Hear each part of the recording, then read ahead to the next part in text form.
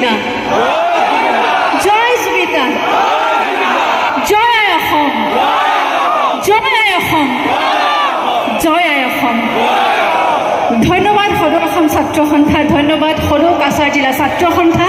এই যি সত্তা, এই যি সাহস, এই যি মৰম, এই যি ভালপোৱা আমাৰ অসমৰ কাৰণে, অসমীয়াৰ কাৰণে, সেয়া সদায় অটুট হৈ থাকক তাকে কামনা কৰিছোঁ। সদায় আছোঁ অসমৰ লগত, অসমীয়াৰ লগত।